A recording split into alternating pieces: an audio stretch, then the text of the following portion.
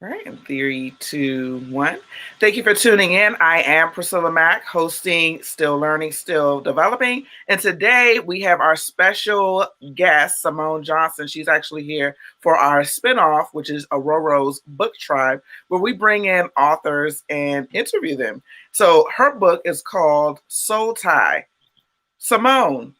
Hey, Hey. Listen, hey. I'm so excited. Like, actually, Right. we were talking about this book, and girl, what is going on? Soul Tie. Break it down for us, please. Listen, this book this book came in a very crucial time for me. Um, Basically, what's going on in the book is she's a woman and she's trying to get her life, just like how we go through those difficult times and we're like, you know what, Lord, I just want to focus on you. But Yes. we're also people, so we want relationships. And so some kind of way Mike wins her over. He wins her over and they start to date. But then she starts to kind of find out some secrets about him that she didn't know. The reason why it's called soul tie is because, of course, they formed a soul tie. They're intimate with each other. They're with each other all the time. And whenever you're doing that, of course, you get those feelings for that person. You don't want to be away from them. You get in a lot deeper than you really plan to go. Um, so once she finds out these different things about him, she now has to decide, okay, what do I want to do? Because I was okay before you came, Mm. and I thought that we had something going. But now I have to figure out, do I want to keep this or do I want to work on my relationship with God? Mm. And just be clear, Mike is not portrayed as a villain in the book. Okay. He's not the villain.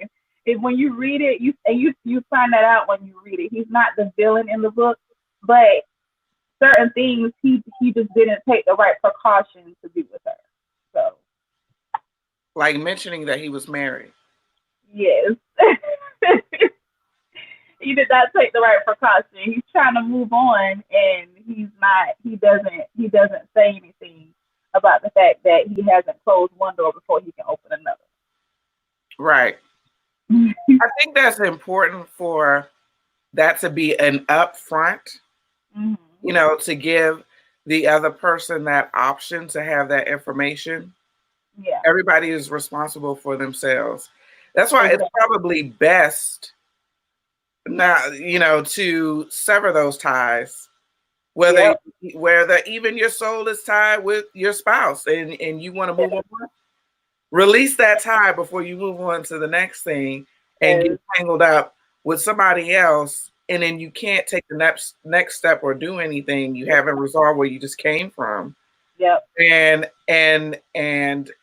as long as you're married, it's unpredictable Yeah.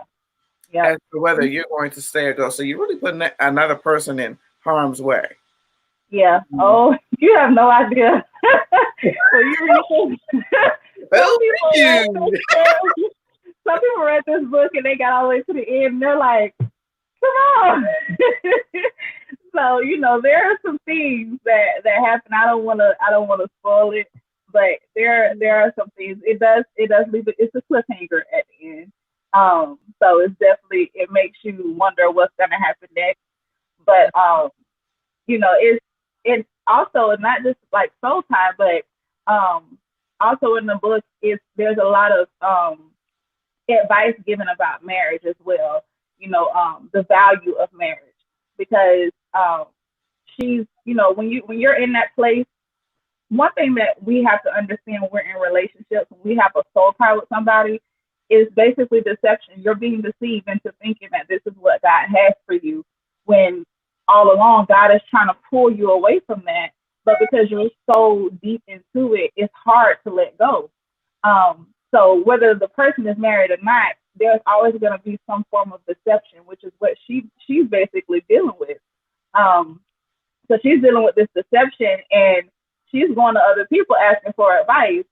Well, now she has to learn, like, God is not gonna, cause just like people say all the time, God is not gonna send you somebody else's husband. Right, exactly. so, so you have to understand. So it goes into a little bit about you know, her pastor's telling her, you know, this is not something that God has for you. And she kind of has to, along with her own time with God, she kind of has to surround herself with people who are able to help her figure out what she wants to do. Mm. Listen, God is not going to send you somebody else's husband, sister. I have seen the craziest of the crazy. Talking about the Lord said, and will even coach another woman's husband and tell him that what they have is, you know, for the Lord, and that he should leave his wife. I mean, I've seen some crazy. I'm like, wow, where's your pastor? Your pastor did not tell you that. Give me the number to your church. Right. Your church right now. Because your pastor did not tell you that you and my husband are supposed to be together. Right. So we're calling the insane asylum right now. So it gets a little crazy. They are out there, and they truly believe that. So, you know, and that's just a different kind of breed. Yeah. And you turn into that, because the sad part about this character seems like she was actually really a sane, nice Christian girl. Mm-hmm. Okay. Yeah. You see how your mind can get warped like that? Yeah. And turn you out and into a mess and into somebody else's disaster. Yeah. And then it is a mess. Yeah. So we gotta watch what sits on the throne of your heart. You know, it's about what sits on the throne of your heart. Because I know for me in this season, when I first started writing this book, I started writing in 2015. I was married at the time, and I started writing it, but it had nothing to do with what it has to do with today. Like everything that I wrote in it, you know, in 2018 was not in my mind in 2015. So I actually didn't even have time to write. I'm a mom. I'm a wife. I have a job to go to. So I didn't even finish writing. I think I wrote like 6 chapters. And I stopped, and I didn't write for like 3 years. Well, during this 3 years, one of the things that happened was me and my ex-husband separated. We were separated for about a year, and God kept speaking to me. He kept giving me revelation. And sometimes I guess people probably think I'm crazy when I say this, but God called me to get a divorce.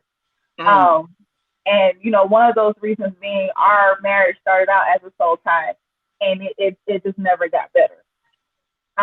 So when God told me that it was okay for me to divorce, for biblical reason, of course, not just to divorce, but when God told me that it was okay for me to go ahead and divorce, after I divorced and I just began to heal, God gave me a completely new vision for this book.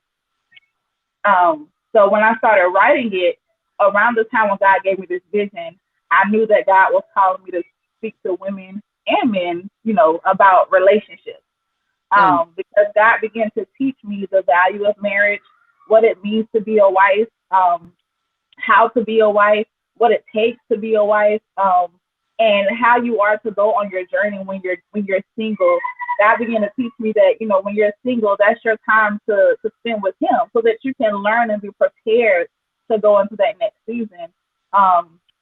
I started to learn from people around me how to be a girlfriend, you know, and I've been single for about over 2 years, but I just believe that God has called me to talk about relationships because of things that I've dealt with and things that I've been through.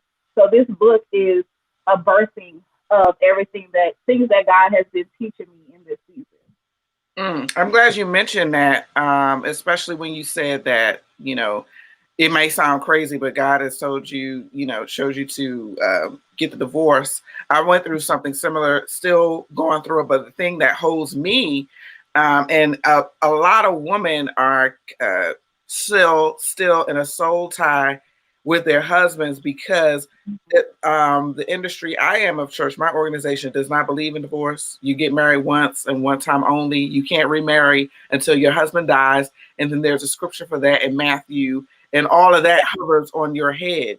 And now I'm in my second marriage as well. So that's another one, you know. So now the people in the culture just have a despite against that as well. You know, there's a little bit of ostracization. There's a limit to what you can do, how much you can have.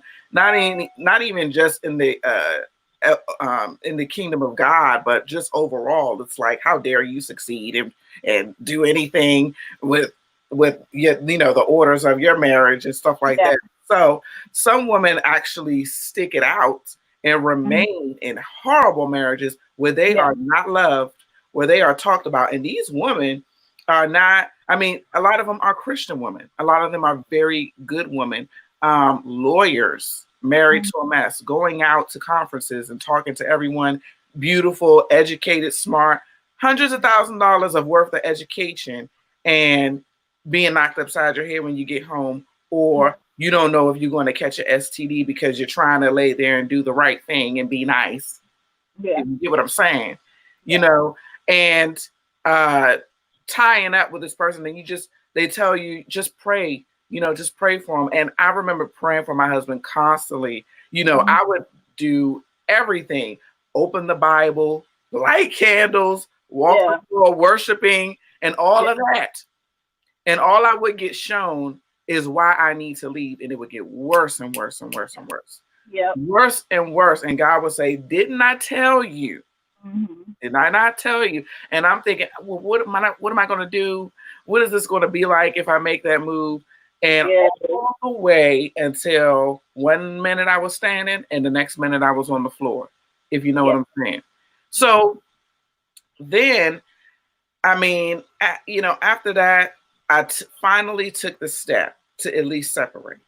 And I mean, it was like a baptism. I felt clean and washed as he was walking in. I was like, and it just so happened the bus stop I dropped him off at, there was a parade in the middle. So he had to walk through, you know, people with the drums. And I was like, this is like manna from above. These kids were shopping after. I mean, like that cloud of darkness and almost something demonic was gone out of the house. Now, to this day, you know, we're cordial and we're able to speak. But the soul tie part always makes you think, maybe I should get out. Maybe it will work. Don't do it to yourself, sister. Don't do it to yourself. And attaching yourself to other people is not good either. Something's always wrong with them.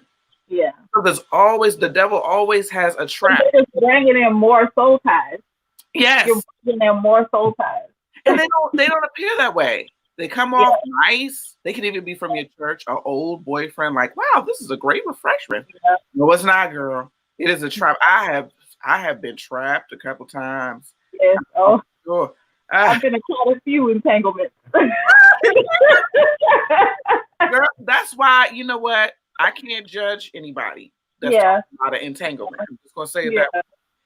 As bad as it is, I mean, folks, if you really look at yourself, we couldn't see what you did because you didn't come to no table and talk.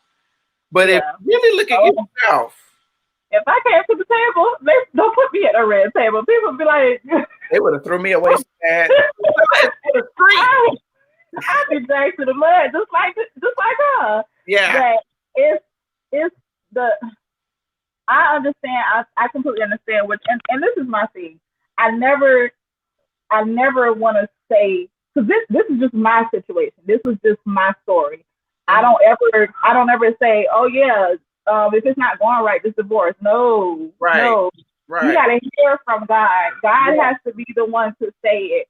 And if God hasn't said it, because when you understand the value of marriage is to just be part. So if me and my ex-husband, we had biblical reasons to divorce. And even then, I still tried to hold on for at least a year after we separated. But it wasn't getting better. And I kept having to ask God, God, because I was confused. I wanted to keep it, but then again, I didn't want to keep putting up with what I was putting up with. Right. So I had to keep asking God, God, what do you want me to do? I don't know what to do. And then God just began to speak very clearly gave me multiple confirmations. And when I did do it, it helped. It was like a burden just lifted off of me. Like, okay, I don't have to worry about this anymore. I thought that I was gonna be broken for a very long time, but it was literally like a burden lifted off of my shoulders. Mm. So it's marriage is very delicate, and I think that when you bring a soul tie, first of all, you have to understand that before you get married, if you're already in a soul tie, the marriage is not going to be any better. I think that's important for people to understand, because so many people get into relationships and they form these soul ties with this other person, and then try to push it into marriage and think that marriage is going to make it better, and it doesn't. It doesn't get better. It doesn't get better unless both parties. I believe it can get better if both people come into agreement with their relationship with God. But you can't have both people out of touch with God, or one person out of touch with God. There has to be a mutual understanding that we're gonna follow God. We're gonna put Him in the middle of this relationship. But I'm here to tell you that in a relationship with a soul tie, God is not in the middle of it. Right. And that's where so many people, mess that up. If your relationship, one thing that I want people to understand reading this book, that she comes to the understanding of, if your relationship does not glorify God, it's not His will. It has to glorify Him for it to be in His will, because your relationship is for other people to be saved. It's not for you. It's not for you. It's preparing you for your marriage. Your marriage is supposed to win souls to Christ. So if you're in a relationship for yourself and it's a soul tie, it's not doing nothing. People gonna be like you have some people be like, girl, I can't say nothing because I ain't perfect. Well, then you're supposed to be able to tell people, this is what we're doing. This is, just like when people tell me, oh, your standard's too high. But you know what? I have friends, 2 groups of friends who has gotten married because they've been in a godly relationship and they did it the right way. So my standards will stay high. Right. because I want my relationship to glorify Christ. I don't want to be in no soul tie and then go back into what I just came out of. So, yeah. You know what? I'm so glad that you said that, because I constantly say, I was listening to Melinda Gates give a lecture, and she was talking about how she met Bill Gates, and that what they had in common was putting puzzle pieces together. So they already shared commonalities of hobbies that they like, but you can see how they also think alike, and they had a purpose. Now they're building schools together and stuff like that. See, that's what I'm talking about. Your marriage should have a purpose other than I love you, you love me, and we live in our own little world. Right. And it should go with what you have going on and who you are going to be in the future, because God is going to call you from glory to glory, and this person has to have the stamina to be able to keep up with you and just to like you for Him. You meet somebody at a certain place, and then you're talking about they got the potential to grow. Next thing you know, life happens and the inevitable, and you see that person cannot keep up with life, and you're trying to go on, and now they're going to try to pull you back or talk to you any kind of way. That's what happens. That's a lot of what happens to a lot of our successful sisters, is that they met potential and they were on their grind and kept going. And next thing you know, he feels left behind. Right. So he has to talk to you like a dog throughout the house. And your self-esteem is being eroded, and you're putting up with things that you have no business putting up with. Now, I'm not saying leave your husband if you are currently married to that and going through that. Still continue to pray, because like we're saying, this is not about divorce. This is for people who have confirmation about the next step that you're supposed to be taking, single or married, because you might be single. You might be single and confused about a man that's married, and is he going to leave his wife, or will she leave her husband to be with you? No, that's not a good start at all. You need to stop while you can. Don't even act. This is your signal now, because you've probably been praying for a sign. Yeah. Here's the sign. Hold on, let me tell you. Let's go. Here's the sign you've been looking for. Here's the sign, brother. Should I continue this? No, you should not continue a relationship. Right?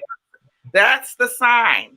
So, and just breaking, those things, breaking those yokes and connections that are bad and unhealthy for your mind frame, where you can't be productive. But like I was saying with that couple, people fall in and out of love. But if we are in a purpose, we have something to go past because we are committed to God and people and what we're doing. My mission with being in media and stuff like that, I want to be with somebody who is thinking about traveling the world, ministering and talking to people, using these type of platforms to get others to the next level and expose people. They have something entwined with that, something about changing the narrative of the way Black people are being viewed, putting royal information out there and educating people. We have to be in that same tune. That way I can support that brother. You know what I'm saying? Then she can come into her submission. Some people, it's not just about she can't listen to you. It's about the lack of leadership. The leadership, the lack of leadership. And if a woman feels like that she's not being led properly, she's gonna get nervous and take over. And when she takes over, it's gonna be hard to get it back from her because she's scared. And for me, I can't understand why so many women are allowing themselves to be in relationships. I'm trying to figure out a way to say it without sounding like I'm being judgmental, because I know what it's like. But when I say leadership, I mean, okay, leadership, it starts from the beginning. Mm-hmm. So you're single and you meet this guy, but he doesn't want to pursue a relationship. So you do whatever you can, but which is basically form a soul tie to get into a relationship with him. Well, you've taken leadership over causing a relationship to happen. Well, now that you've finally gotten into the relationship, he wasn't really pursuing. He just got into one because y'all been doing the do and all these other things, and it sounds like a good idea to now be in a relationship. Well, now you got in a relationship. Well, guess what? You got to take leadership again, because now you got to be the one to initiate dates and all these other things. Okay, well, now you're ready to get married. Well, he's not trying to get married, but guess what? You got to initiate that too. So now you got leadership again. So it's like it's a constant thing. But so many women are doing it because of, like I said, it's whoever sits on the throne of your heart. If relationships and being in love sits on the throne of your heart, stuff like that is going to happen. So whereas if God sits on the throne of your heart, you're it's better. You're like, okay, I don't have a problem waiting on God. Right. I don't want to be single forever, but and trust me, I've had plenty of opportunities to form soul ties with guys just to make them want to be with me. But I'm like, I already know it at least two. And I want God to sit on the throne of my heart. I want him to bring the right person that I'm supposed to have. So having a soul tie it never ends. And there are people who form soul ties who, do whatever they want in their relationship and they get married and they're happy. But my thoughts on that is there's still a lot of dysfunction that needs to be taken care of. And it's not that, you can't be happy in dysfunction. You're just comfortable with being in dysfunction. But if it was formed from a soul tie, and you may say, well, me and my boyfriend, we had our stuff going on before we got married, and we're happy. Yeah, that's fine. But everything that happened to that marriage, because God was never invited into it, now y'all have to hold it. You have to hold up everything that goes wrong in that marriage, because nobody has the spiritual maturity to go to God and seek God. So it starts from the beginning. Thank you for sharing that. Listen, we're almost out of time here, but before we go, I just want to say, like you said, one of the problems is, Simone, is that what I've discovered, because I'm here from the city, and city girls were a little bit more modern, but I always listen to when I'm looking at these reality shows, like, what is so important about it? When I was growing up, I really did not play with dolls and have them getting married. I didn't see a white dress in my future. I played with pennies and money, and I read books. That's what I was about. Wow. But I also never had to fetch for a man or initiate. You know, I always had a boyfriend because they wanted to be my boyfriend. And, you know, I just never ran out of stock or anything that was. So, but I realized after watching the show that for some women, having a man and being married validates them as a woman. I just thought that was so scary. And then some people don't want to be lonely. I have a book that's coming out. You guys be on the lookout for that too. But I talk about in there that I felt like I wasn't empathetic with women and couldn't relate to them at that part of being lonely. And until, you know, something came to me about my moment of being lonely, which was when my books were thrown out by my husband. I know it's a different analogy, but I said, excuse me, where are my books? Because we were moving. He said, oh, I threw them in the trash. Oh my God, my heart sank.